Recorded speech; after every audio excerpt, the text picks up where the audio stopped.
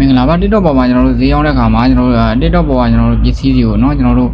ဒီချင်းထဲမှာเนาะကျွန်တော်တို့ဒီမှာဒီချင်းထဲမှာထည့်ထားတဲ့ပစ္စည်းကကျွန်တော်တို့အမျိုးပေါင်း100လောက်ထည့်ပြီးလို့ရှိရင်တို့ကပြည့်နေတယ်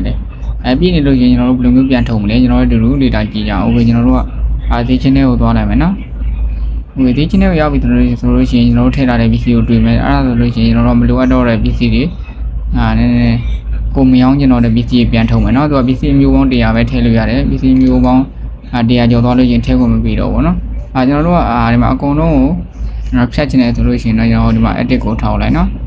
ပြီးလို့ချင်းကျွန်တော်ဒီမှာ all နှိပ်ပြီးတော့ဒီမှာ remove နှိပ်လိုက်เนาะဟိုအဲ့ဒါဆိုလို့ရှိရင်ကျွန်တော်တို့ဒါဒီချင်းထဲမှာထည့်ထားတဲ့ပစ္စည်းတွေအကုန်လုံးပြတ်သွားလိုက်မယ်เนาะကျွန်တော်ပြန်ထွက်လိုက်မယ်ဝေချင်းတွေကိုပြန်ဝင်လိုက်မယ်ဟိုကျွန်တော်တို့ကနေပြီးတော့ဒီမှာ edit ကိုပြန်နှိပ်မယ်တကယ်လို့ဥပမာပေါ့ကျွန်တော်တို့ကဒီမှာလိုအပ်တဲ့ပစ္စည်းလေးတွေထားမယ်ဆိုလို့ရှိရင်ဒီမှာအမှန်ကြီးကလေးဖြုတ်လိုက်မယ်เนาะဟိုဒီလေးလိုအပ်တဲ့ဆိုလို့ရှိရင်ဒါအမှန်ကြီးဖြုတ်လိုက်မယ်နော်โอเคကျွန်တော်တို့ကမလိုအပ်တော့တဲ့ပစ္စည်းတွေဆိုလို့ရှိရင်ကျွန်တော်တို့ဒီမှာထားလိုက်ပါတော့ဗျာနော်ကျွန်တော်ဒီကောင်တွေကဒီမှာကျွန်တော်အမှန်ကြီးရှိနေတာလေးကျွန်တော်တို့မလိုအပ်တော့တဲ့ပစ္စည်းတွေဆိုလို့ရှိရင်ကျွန်တော်တို့ဒီမှာ remove နှိပ်ပြီးတော့ဒီမှာ